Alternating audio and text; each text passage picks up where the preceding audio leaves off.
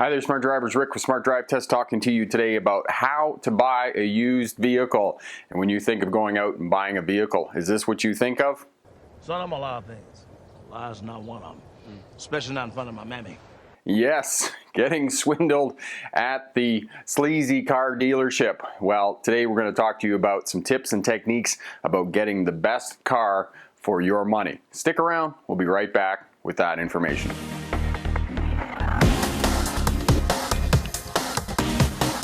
Hi there, Smart Drivers. Welcome back. Rick with Smart Drive Test talking to you today about buying a used vehicle, a second-hand vehicle, and how to get the best value for your money and getting the car that you want, not settling for some car that you think is a good deal. So we're going to give you some tips and techniques about how to do that. And the first thing that I want to say about buying a used vehicle or any vehicle, know that the price is always negotiable. It's not the sticker price that's on the windshield. Do not just pay that.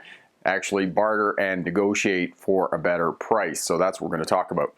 Now, if you're new to Smart Drive Test helps new drivers get a license, veteran drivers to remain crash-free, and CDL drivers to start a career as a truck or bus driver. So if you're new here, consider subscribing. Hit that subscribe button just about there. As well, hit that bell. That way you'll get instant notification when I get the videos up for you. Now, as I said, all prices are negotiable for cars, and you can negotiate. And yes, some of you are thinking, well, why don't I buy a new vehicle? I know exactly what my car payment is every month. I'm going to get a bumper-to-bumper warranty that's going to be 5 years. And yes, that is an option for some of you if you can afford to purchase a new vehicle. But I'm going to say to you that you're going to get a lot more vehicle for less money if you're willing to buy a vehicle that's a couple of years old, maybe even 4 years old. Because oftentimes when you buy a secondhand vehicle or a used vehicle, it's got good tires on it. Sometimes it'll come with a set of winter tires, or it'll come with a Thule or other accessories with the vehicle. If you buy a brand new vehicle, one of the most prominent things that you're going to pay money for off the hop is you're going to buy new tires 20 or 30,000 kilometers, 15 or 20,000 miles down the road, because the tires that they put on these new vehicles only last a short amount of time, and you're going to have to put new tires. So you're going to have to make an investment of about $1,000 on a brand new car within a year of owning that car, which is very frustrating for a lot of people.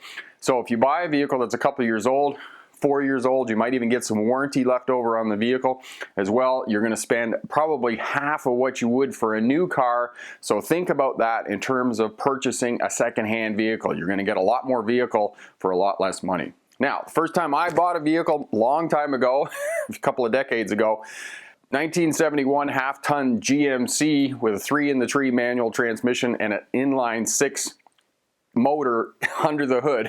It had a top speed of 85 miles an hour, about 145 kilometers an hour, and it was what we call in this day and age a beater. And for some of you who are young, you just got your license, this is unfortunately what you're going to be looking for. You're going to be looking for a beater that's going to be a few $100s. You know, try and get the best vehicle that you can. There are still beaters out there, and you still can buy vehicles for less than $1,000, but it's not going to last you more than a couple of years, and it's not going to be very much fun to drive. So know that in terms of your first vehicle. And my second vehicle wasn't much better than that. It was a 1975 Honda Civic. As you can see here in the image, and it had a 4-speed in it. It only lasted about a year before the timing belt went in it, and I sold it to a wrecker for about $50, which was kind of frustrating because I put a new windshield in it, and the windshield was $50, and they only gave me $50 for the whole car when I got them to pull it off the side of the road. So these are some of the experiences you're going to have when you're buying a car. Now, if you have help from your parents or family or friends, that's going to be a lot easier for you. Now, the first thing you need to figure out is, how much money do I have? Okay, how much money do I have? What kind of a car can I afford? So you're going to need to do a little bit of research. You go on the internet, figure out what cars are available for the price range in which you're in. If you're in the less than $1,000, it's going to be probably a 20-year-old vehicle. And try and find something that's going to be reliable, and the internet will give you that information if you just type in the vehicle that you're looking for. The place to get started is either eBay or the Auto Trader here in North America. Those are going to be your two places to get started in terms of finding out what vehicles are available, how much they're worth. As well, you can do some research on the internet and find out the reliability of the cars. People will give you reports of whether the car is reliable, it'll last a long time.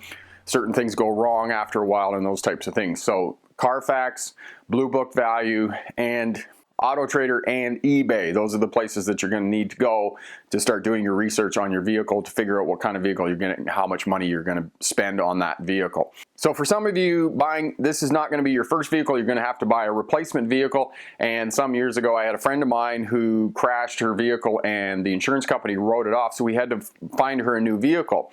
And interestingly enough, we had lent her our second vehicle to drive around so that she had some transportation. And she came back sometime later and she wasn't very good at buying vehicles and those types of things. And she said she'd found a vehicle. So we went down to look at it. It was at the Honda dealership there in Kelowna. And it was a Toyota Corolla. It was beige on beige. It had a beige interior and a beige outside. And in my mind, they were asking way too much for it. I think they wanted $13,500 for it. And I thought it was only worth about $9,000.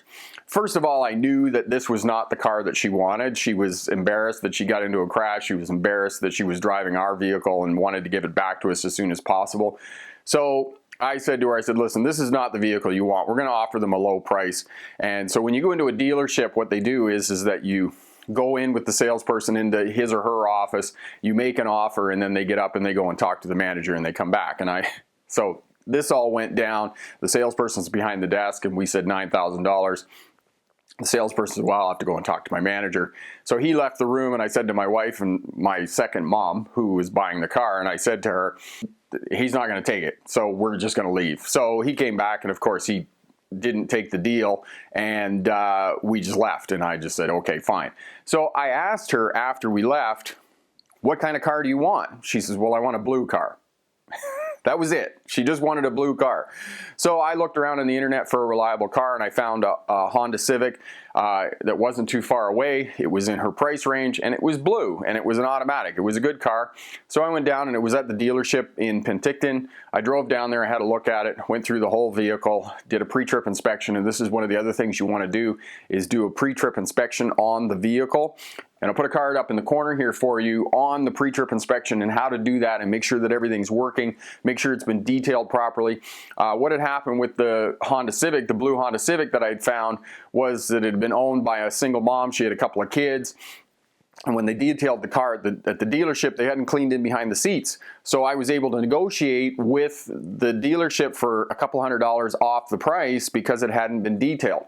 Now, a couple other points about going to dealerships. Know that there's going to be additional costs in addition to the vehicle's price itself. They're going to charge you for processing paperwork and those types of things, and in my experience that's about $500 at dealerships. So these are all kind of bonus things, and you know, I try not to adhere to conspiracy, but it tends to be a bit of conspiracy that they add all these administrative costs. So know that those can be negotiated in terms of the price that you're going to pay for the vehicle. Now, so dealerships, you're going to deal with salespeople, you're going to deal with managers, you're going to deal with finance departments and those types of things. And one other point, some years ago, I had a friend of mine, a really close family friend. His wife had passed away, and as part of her passing away, there was insurance money that came, and she was going to donate a portion of this money to the summer camp that her kids went to. So he had asked what they needed, and they needed a truck. So he called me. I was in Kelowna at the time, and he was looking at a truck there. And he asked me to go down and test drive it. And I went down and test drive it. And it was an old Chevy with a flat deck on it. And I said, no, this really isn't what they need. So I started looking around in Kelowna for vehicles. And I found these pickup trucks that were just straight cab pickup trucks, which is something that's really difficult to find now. Most of them are going to be crew cabs, and they're going to have another set of doors and seats behind the driver's seat. And it was spring, and in the picture it was wintertime. So I called and I said, do you still have these vehicles? Well, it turned out that they were Ford trucks at the Chrysler dealership. And what had happened was that somehow the Chrysler dealership was responsible for lease to TELUS, which is one of the big phone companies here in Canada. And they said, yeah, we still have a bunch of them. So I went down and looked at them, and the salesperson was really good. He went out, he picked the best one out for me. And you know, up until this juncture, I hadn't dealt a whole lot with domestic vehicles, you know, Dodge, Ford, and Chevrolet, General Motors rather. I'd been dealing mostly with imports, Honda and Toyota.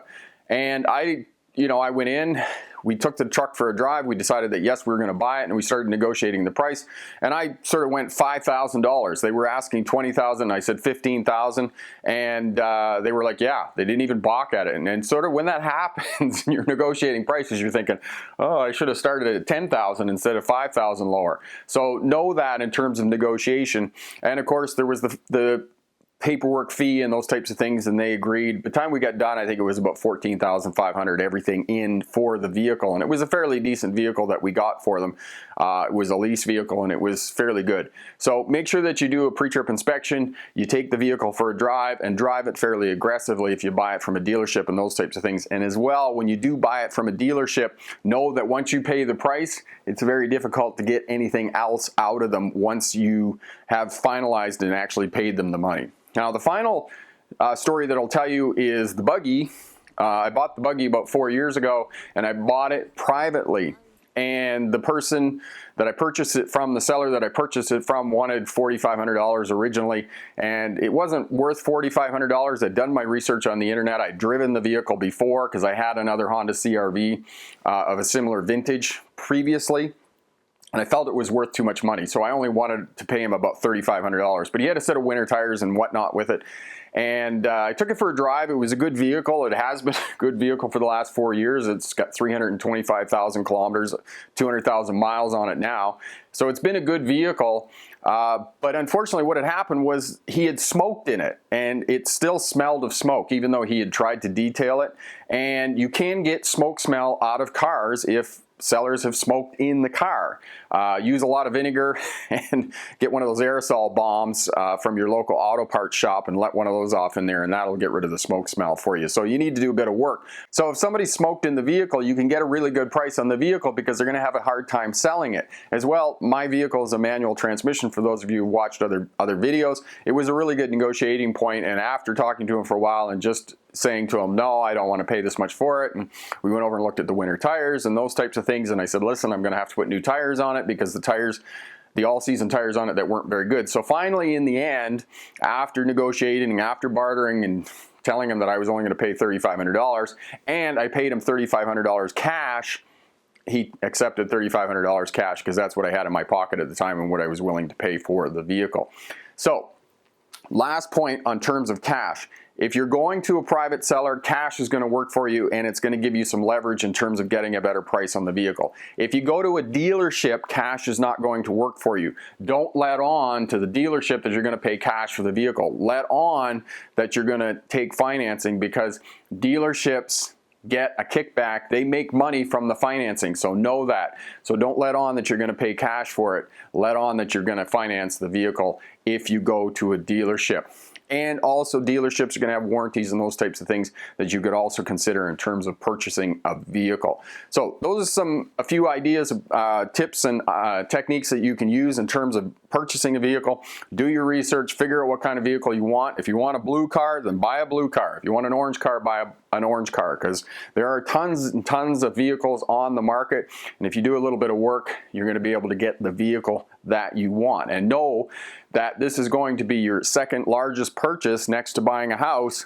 So spend a bit of time and get the vehicle that you want, and know that you're going to get more vehicle for probably half the cost of what you would for a new one. So in this day and age, considering a secondhand vehicle is really an option that you can consider in terms of getting a vehicle that you really want and want to drive every day and spend a considerable amount of time in. Question for my smart drivers. Do you have any tips or techniques for new drivers, smart drivers who are looking to purchase a vehicle and get the best value for their money? Leave a comment down in the comment section there. All of that helps us out. I'm Rick with Smart Drive Test. Thanks very much for watching. Good luck on your road test. And remember, pick the best answer, not necessarily the right answer. Have a great day. Bye now.